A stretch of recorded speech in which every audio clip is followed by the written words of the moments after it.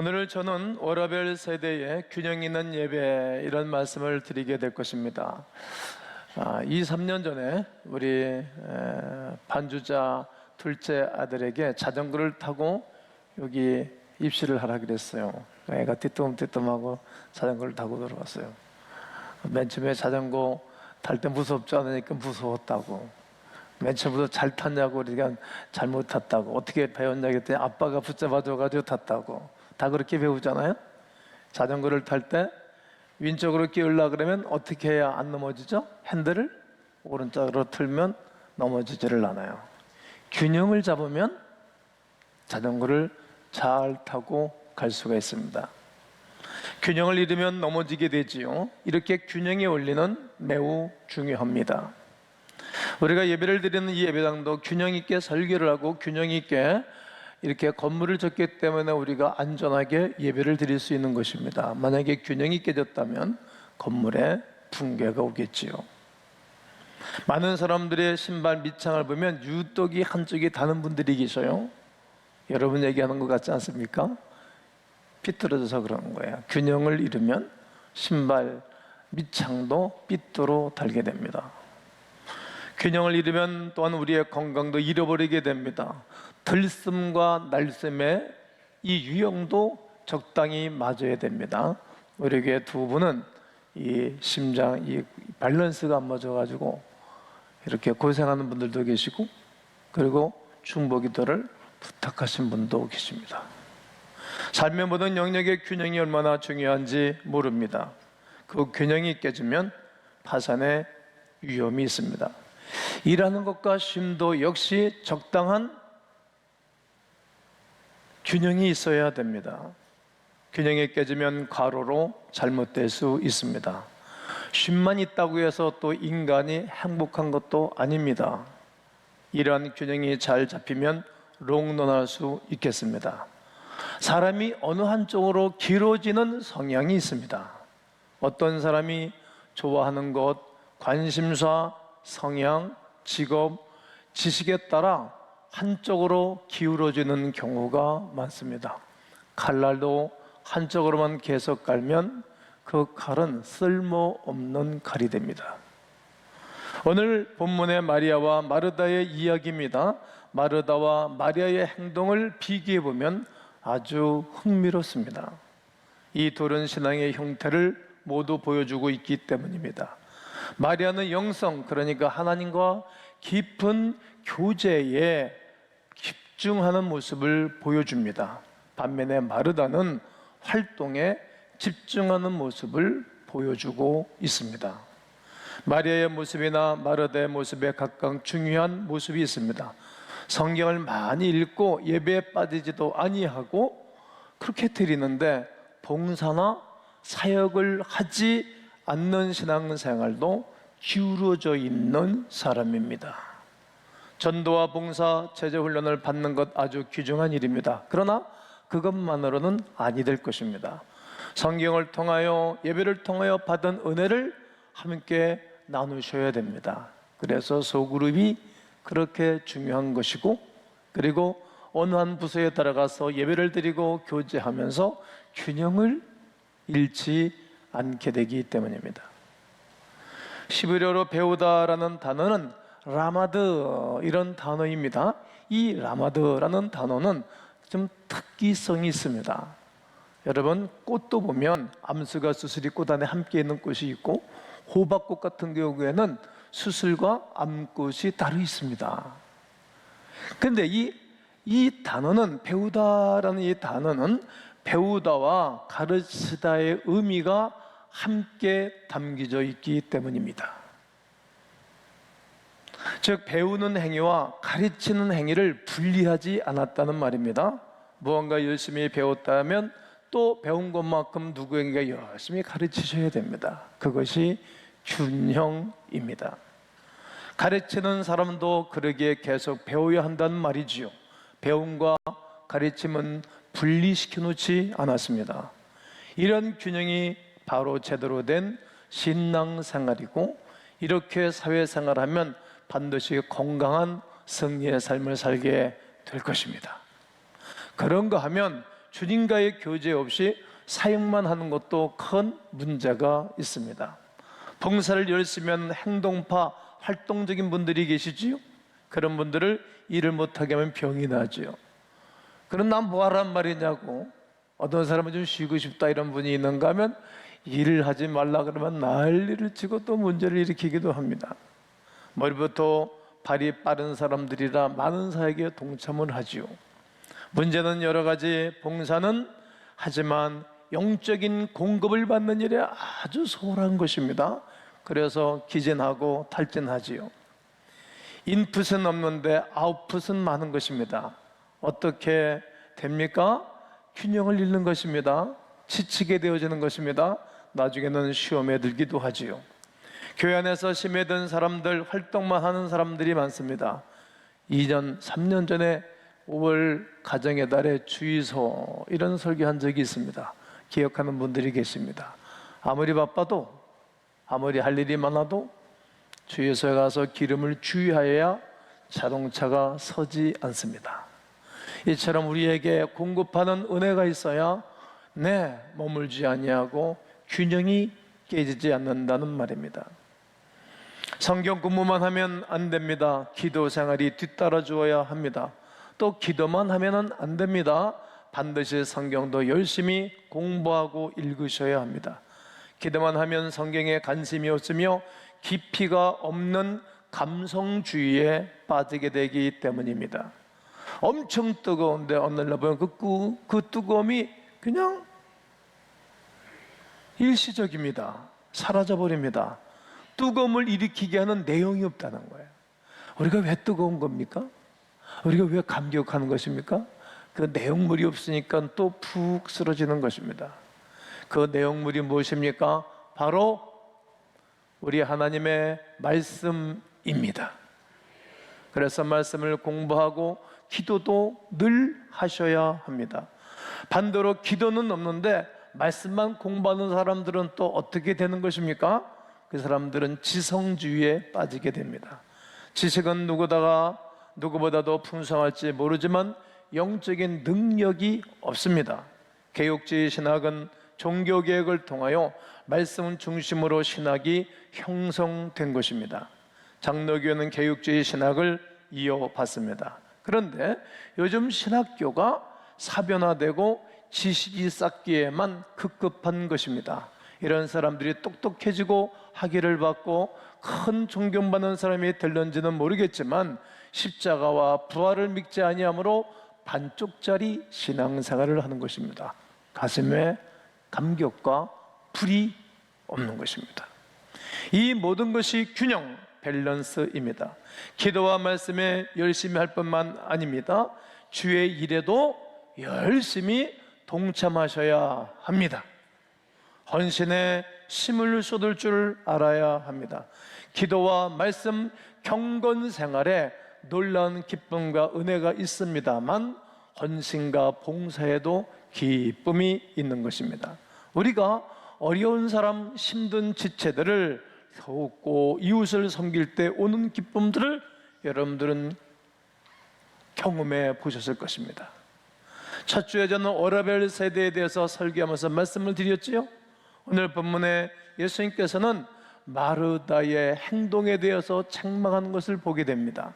예수님이 책망한 사람은 특정인 몇몇 사람들이지 그들을 다 불쌍히 여기셨지만 오늘 본문은 책망하는 말씀도 있습니다. 한번 읽어보겠습니다. 41절입니다. 시작. 주께서 대답하여 이르시되 마르다야 마르다야 네가 많은 일로 염려하고 근심하나. 주님이 말씀하시는 거예요. 두 번씩 이름을 불러가면서 야, 너 많은 일을 하는구나. 그것 때문에 연념하고 근심하는구나. 하는 일이 많습니다. 의욕을 가지고 많은 일을 감당할 수 있지만 잘못하면 의욕이 과욕이 될 수 있습니다. 겉으로는 멋진 봉사를 보이는데 내면의 깊숙한 면을 보면 자기 욕심으로 차일 수 있다는 말이지요. 굉장히 열심히 일을 하는데 그 열심에 숨겨져 있는 동기가 잘못되었습니다. 유진 피터슨 목사님의 유명한 이야기가 있습니다. 분주하다는 것은 헌신이 아니라 배신의 표시이다. 그것은 헌신이 아니라 결함이다. 결함 생기면 비행기도 이륙했다가 다시 회항하지 않습니까? 엄청난 손해지 않습니까? 분주한 삶을 산다는 이유를 들어봐야 됩니다. 저분은 왜 이렇게 분주하게 살까? 분주병에 걸린 세대 제자 훈련하면서 1시간 강의하는 시간이 있습니다. 그릇된 욕망이 차 있다는 것입니다. 마르다는 우리 주님을 주목하기보다는 자기 자신의 주목받기를 원했던 것입니다. 자기 자신이 주목을 받는 거예요. 착각한 것입니다. 늘 자기 자신이 주인공이 되려고 하는 것입니다. 욕심입니다. 욕망의 불이 켜져 있으면 분주한 삶을 살아가게 됩니다. 바쁘고 쫓기고 끊임없이 무언가를 해내야 한다는 부담감과 압박감에 시달리고 살아가다 보면 염려가 찾아오고 부담이 찾아오고 나중에는 좌절하게 됩니다. 결국은 침체에 빠지고 자기도 모르는 사이에 무너져 버리고 마는 것입니다. 이것이 바로 워라벨의 상실이며 균형이 깨어진 것입니다. 자동차도 중심축이 없이는 바퀴를 돌리고 달릴 수가 없습니다. 바쁜 사람들의 특징이 있습니다. 틀림없이 균형이 깨어져 있습니다. 마르다는 우리 주님을 놓쳤습니다. 모든 것이 자기 자신에게 쏠리고 말았습니다. 자기가 항상 중심이고 자기가 항상 리더입니다. 자신이 아니면 안 된다는 생각이 가득 차 있습니다. 내가 다 하겠다는 것입니다. 성도 여러분, 내려놓지 못하는 것, 내가 다 하려고 하는 것이 교만이기도 합니다. 허영심일 것입니다. 결국 그 사람은 나중에 탈진에 빠지고 말 것입니다. 많은 사람들이 처음에 열심히 하다가 나중에 도중 하찮은 사람들이 많습니다. 왜 끝까지 못 가는 것입니까? 못 가는 이유가 뭡니까? 과욕과 자기 열심에 스스로 치우쳐 무너지기 때문입니다. 우리는 우리의 한계를 인정해야 됩니다. 나는 연약하다고. 그러기에 은혜가 필요하다고. 특별히 오늘 본문에 집중하는 것이 무엇이지요? 무엇이 밸런스를 유지하고 있다라고 주님은 가르치고 있는 것입니까? 따라해 보실까요? 우선순위입니다. 우선순위를 반드시 정하셔야 됩니다. 본문에서 가장 중요한 우선순위는 바로 우리 주님과의 깊은 교제입니다. 우리 주님과 깊은 교제를 가지는 것입니다. 우리 주님과 깊은 은혜를 누리지 못하고 아무것도 할 수 없는 것입니다.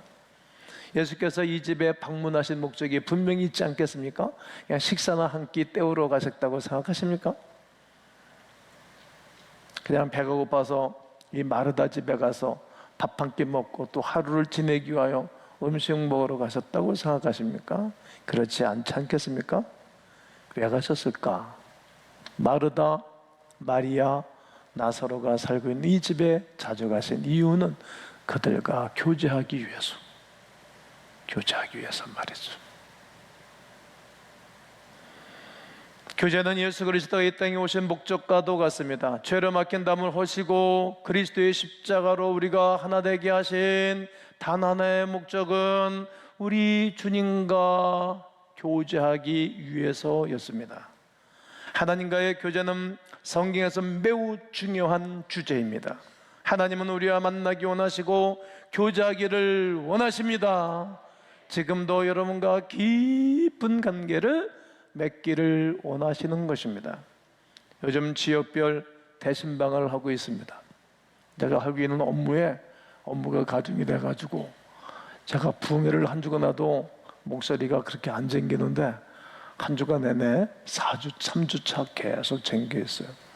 매 신방을 가서 매 1시간여 동안에 교제를 나누겠습니다. 하루에 2조, 3조 하고 있습니다. 때마다 모일 때마다 맛있는 음식을 대접해요. 제가 워낙 잘 먹는 형인데 엊그저께는 2끼 저녁을 두 끼를 먹었어요. 고생했어요. 네, 뭐 좋죠. 즐거운 얘기죠. 내내 배가 불러요. 이게 소화가 안 되고 배가 거부룩해요. 제가 대신방을 하는 이유가 먹기 위해서 가는 것입니까? 네, 아닙니다. 교제하기 위해서입니다. 서로의 감사와 기도 제목을 나누고 아픔도 듣고 또 기도해주고 복을 빌어주기도 하는 것입니다. 요한일서 1장 3절에 우리가 보고 들은 말을 너희에게 전함은 보고 들었다는 거죠.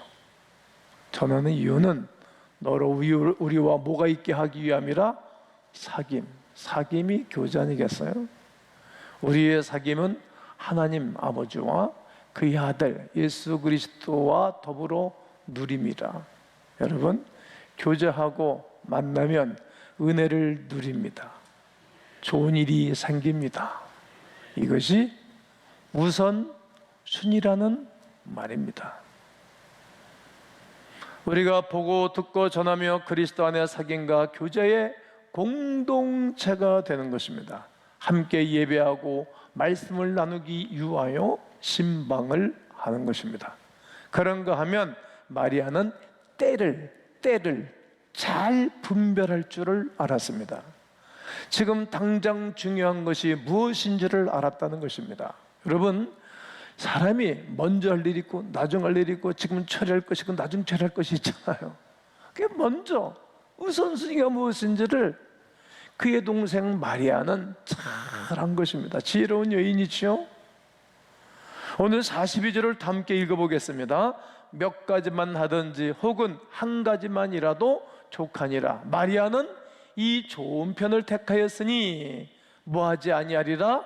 빼앗기지 아니하리라 하시니라. 예수님께서 마리아를 향하여 좋은 편을 택하였고 그것을 잃어버리지 않게 될 것이라고 동생 마리아에게 말씀하고 계십니다. 빼앗기지 아니한다. 여러분, 안 뺏기는 방법이 있어요. 뺏기는 길이 있어요. 이 땅에 살면서 절대 남에게 뺏기지 않는 것은 크신 분과 함께 있는 거예요. 뒷배를 봐주는 분과. 여러분, 내 인생의 뒷배를 누가 봐주겠어요? 직장의 상사가 봐주겠어요? 선배가? 자기도 살아남기 바쁜데. 나의 영원한 뒷배를 봐주시는 분은 우리 주 예수 그리스도이십니다. 마리아는 지금 이 순간 정말 주님을 섬기는 것이 무엇인지를 찾았어요. 음식을 준비하고 대접을 하는 것보다 먼저 할 일이 있었는데 말씀을 듣는 거였어요. 집에서도 가정 예배를 드리고 집에서도 큐티를 하는 사람들이 있어요. 회사에 출근하면 성경책을 펴놓고 성경 딱 읽고 하루 업무를 보는 분들이 우리 교회에 계세요. 그런 가정들 찾아보세요. 계속 잘 되지. 왜요? 좋은 편을 선택했으니까. 하나님이 세상을 이기게 하고 삶을 이기게 해주시기 때문입니다. 주님을 향한 최고의 예우가 뭐라고 생각하십니까? 하나님의 말씀에 귀를 기울여 경청하는 것입니다. 교회 앞에 와서 가장 중요한 핵심이 무엇입니까? 하나님 앞에 서는 것입니다. 꼬람대오라는 단어를 쓰지요. 하나님 앞에서 말씀을 듣는 것입니다. 우리 안에 선한 것이 어떨 때는 하나도 없지 않습니까? 주님으로부터 공급받는 은혜가 없이는 살아갈 수가 없습니다. 그래서 말씀을 듣는 것이 중요하며 마리아는 이 좋은 편을 선택한 것입니다. 오늘 39절을 다시 읽겠습니다. 시작. 그에게 마리아 하는 동생이 있으니 주의 발치에 앉아 주의 말씀을 듣더니 할렐루야. 이 시간 말씀을 잘 경청하고 듣는 분들이 있는가 하면 그러지 않은 분들도 계시잖아요. 주의 발치에 앉아서 말씀을 잘 듣는 거예요. 주님 앞에 머무르는 것보다 더 중요한 것은 우선할 수가 없는 것을 하나님의 사람들은 압니다. 무엇을 하든지 먼저 채워줘야 흘려보낼 수 있습니다. 내 패스보드에 돈이 채워져야 부모에게도 효도하고 이웃과 어려운 사람들에게 사랑을 베푸는 것이지 내 패스보드에 돈이 없는데 뭘 흘려보내겠어요?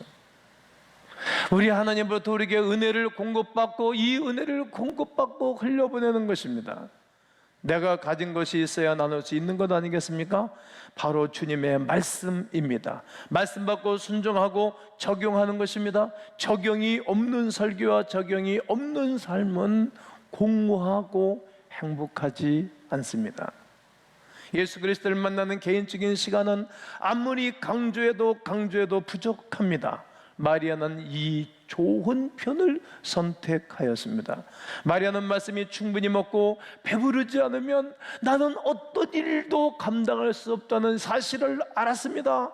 그래서 그는 늘 주님의 발치 앞에 앉았던 것입니다. 예수 그리스도께서 이 모습을 바라보고 칭찬하고 극찬하셨던 것입니다. 마르다는 주님을 기뻐하게 하는 것이 내 인생의 최고의 접다라고 생각했던 것입니다. 이것이 참된 예배, 균형 잡힌 예배인 것입니다.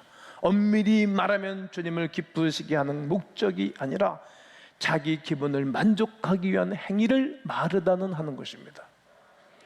우리가 내 자신이 주목을 받으면 안 됩니다. 우리가 하는 일에 주목을 받기를 원하는 마음이 있지만 우리가 하는 일에 주목받고자 하면 안 됩니다. 이 모든 것을 통하여 우리 주님만이 주목을 받고 영광을 받으시게 해야 합니다.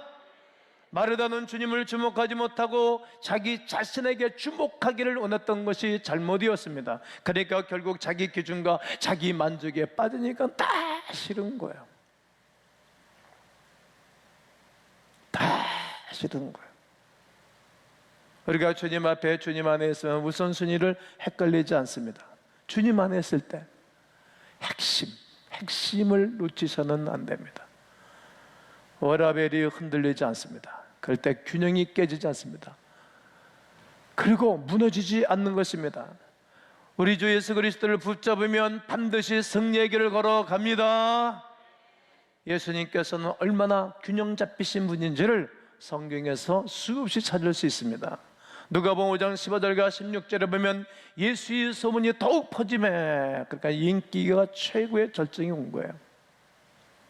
수많은 무리가 말씀도 듣고 막 모여드는 거예요. 사람들이 병도 고치고 고침받고자 모여든 사람들이 수없이 모여드는 거예요. 예수님의 인기가 최고의 절정에 올라왔어요. 그리고 어떻게 하시는가 보십시오. 16절에서 예수는 물로 가사 한적한 곳에서 뭐 하시니라? 한적한 곳에서 뭐 하시느니라? 기도하시느니라. 마가복음 1장 35절은 새벽 아직도 날이 밝기 전에 예수님이 일어나다가 한적한 곳에 가서 기도하셨다는 거예요. 예수님이 인기가 절정하고 수없는 사람들 앞에서 사역을 하고 난 다음에 조용한 시간을 가지셨어요.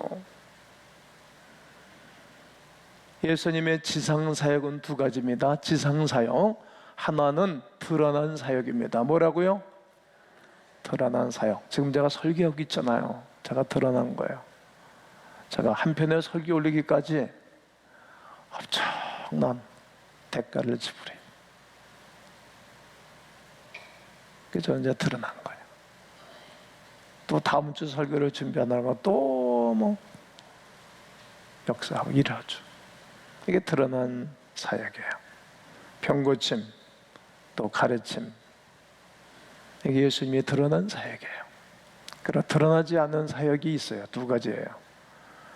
보이지 않는 사역인데 물러나 기도하는 모습입니다. 이제 오늘 본문에서 마르다 마리아 비유를 말씀하고 난 다음에 주님이 원하시는 말씀을 증거하고 난 이후에 11장 1절에서 우리 주님이 가르쳐주고 있어요. 읽으셔요. 예수께서 한 곳에서 기도하시고 마치시면 됐어요. 예수께서 한 곳에서 기도하고 다 마치셨어요. 앞에 또 두세요. 제자 중 한 사람이 와서 묻는 거예요. 주여, 요한이 자기 제자들에게 기도를 가르친 것과 같이 우리에게도 가르쳐 주세요. 기도에 대해서 가르쳐 달라는 거예요. 예수님이 기도하고 났는데 제자들이 찾아와서 물으면서 우리에게 기도에 대해서 가르쳐 주세요. 기도해야 되겠다는 생각이 드는 거죠. 마음이 드는 거죠. 그랬더니 주님이 그 유명한 하늘에 계신 우리 아버지여 이름이 거룩히 여김을 받으시오며 주기도를 가르쳐 주신 것입니다.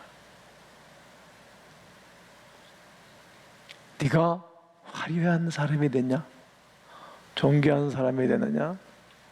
그리고 튀어나온 인물이 됐느냐? 그러면 나타난 사역을 잘하고 있구나.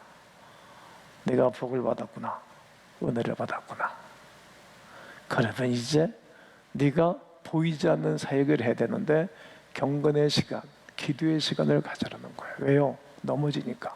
예수님이 이러한 두 가지 축을 중심으로 늘 사신 것입니다. 드러난 사역과 보이지 아니하는 사역 말입니다.